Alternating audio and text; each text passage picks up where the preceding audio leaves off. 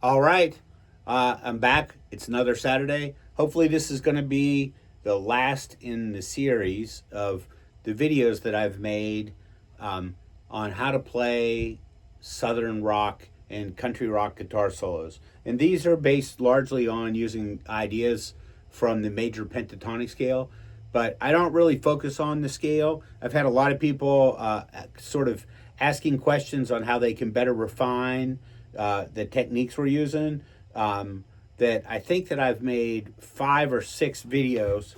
I can't remember, but maybe I'll put it on the screen. But there's an analogy that I use with my students that come in for lessons, and we work on these, and so I'm going to share this, and hopefully this is going to be the final video. But I always joke and I always say that playing really good solos, it's really as simple as being able to make a sandwich or maybe doing a car repair, something like that. And both of those analogies, they hold really true. That a friend of mine was having some car issues, and they had called me. I've spent a lot of time fixing cars, and I was trying to ask their car, it seemed like they had a dead battery, or maybe their alternator wasn't working properly. And so I was trying to ask them to see if the serpentine belt that makes the alternator spin was still, intact. And, so I was saying, hey, look at the alternator and see if the serpentine belt's on there. And I remember they said, is that the square thing next to the round thing? And then I realized that they didn't really know the names of the parts of the car and the engine, and that's totally fine. They don't do repairs, but it was going to be really hard for them to troubleshoot the problem. So I figured I should drive over there. That's what I did. I drove over and took a look at it. But I see this a lot in guitar lessons. A lot of times people don't understand some of the real simple vocabulary associated with being able to play these ideas, and because of that, they struggle a lot, and it's just like is it the round thing next to the square thing? And so the really simple idea that you need to know to be successful, to be able to play over the first part of this chord progression, is you need to know where the D notes are. If you are confident with where the D notes are, you can find your way around with all the other things. And so I've covered this in my other video. I'm not going to go all through it. The D's that we need to know is we need to know string 5, fret 5, D. We need to know string 3, fret 7, D. And we need to know string 1, fret 10. So with my students, I always say if you're good at making a sandwich, or if you could do a barbecue, you should be able to play some pretty good solos. And here's the reason why. Let's use the barbecue analogy. If we were going to have a barbecue, that the D, these would be the burgers that you're going to cook at your barbecue, whatever kind of burgers you like, regular hamburger, vegetarian burgers, whatever. So that's the note though. That's the most important thing you need to bring to the barbecue. That's the D. The next most important thing is the A. The A is called the fifth of the chord. It's called the fifth because it's 5 letters. If you count D to A, D, E, F, G, A. I'm only counting the letters. 5. That's the A. So the fifth would be the bun. So I have the burger and I have the bun. If that's all I have, my barbecue is going to be pretty plain. I can make it work, but it's not going to be fancy. And that's the same way your solos are going to be. D, A. If you're just playing D's and A's, you're not going to be able to tell really exciting stories, really spin out great ideas. It's functional, but it's not going to be very interesting. So the next thing we're going to do is we're going to look at our D, and I'm going to add this note. I'm going to add a note a whole step above D. This is E. And now here's my D. Listen to how E sounds against D. It's pretty dissonant. And so in my story of having the barbecue, this E, this is going to be those little fried onions that come in a can. You know, when you make your burger, you get those little fried onions, put them on the can. There used to be a barbecue place here called Famous Dave's. They would do that.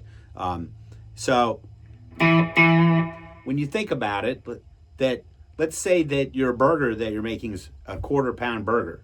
Well, you don't want to put a 1/4 pound of those little fried onions. They don't weigh very much. It's going to be this huge stack. It wouldn't even make any sense.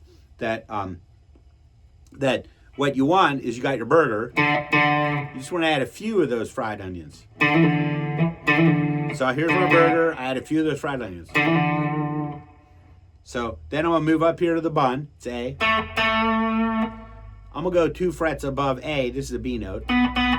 Listen to what this sounds like against D.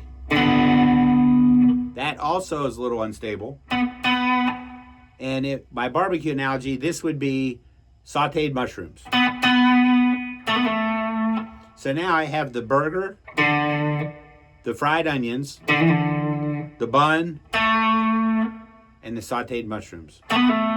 Mushrooms are just like the fried onions. If you got a 1/4 pound burger, you don't want a 1/4 pound of the sautéed mushrooms. You only want a little bit of those. Also, at your barbecue, everyone there, they might not want sautéed onions and mushrooms on every burger. So, you know, you decide, you let people decide. Then we have one other note left. It's F sharp. This is the 3rd of the chord. It's 4 frets away from the root note. In this case, our root note's D. But it doesn't matter. If you're in a different key, whatever your root note is, you go 4 frets up, it's going to be F sharp. So, I have my D, F sharp, A, B.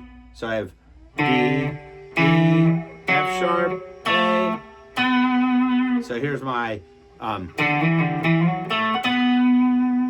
then here's my next D.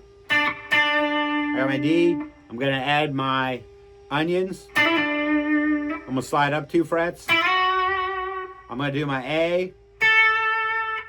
2 frets above that. That's going to be my mushrooms. And then I'm back to the D, which is the burger. So there's one other component, which is where you place these notes. Rhythmically, they need to make sense. That the beginning of the measure is usually where people's attention is focused. So that's really where you want your D notes to land.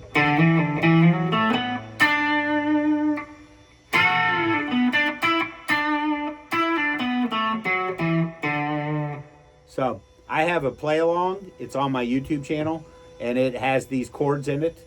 And so that what you're going to do is we're going to go to it's called part 3 of the Ripping Southern Rock Solos. And there's the D chord, and then there's C and B flat. But we can go just to the D chord, and there's another video on how to play over the C and the B flat, because this is similar to the chord progression in Midnight Rider. So check it out. I'm going to play. I'm going to start this. And I'm going to play. Here's my D. D. A.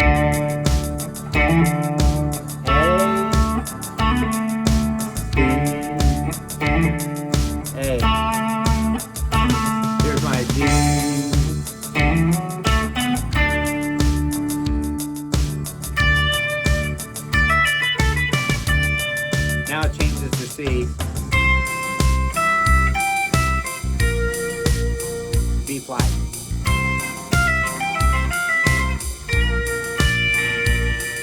to C.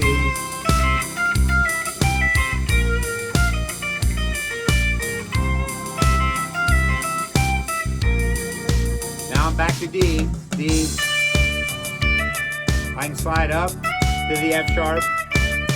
One of the things that's really neat is if I bend to the F sharp, so I'll go D, E, bend to F sharp.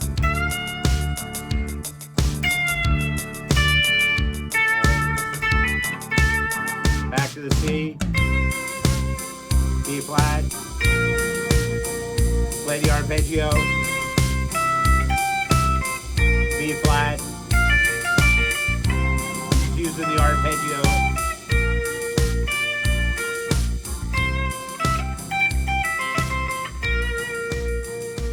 All right. Hopefully the lesson on how to approach playing guitar solos, like having a barbecue, works out for you. Leave me some comments, like and subscribe. Do all those things. I'm trying to increase the amount of subscribers that I have. All right, thank you.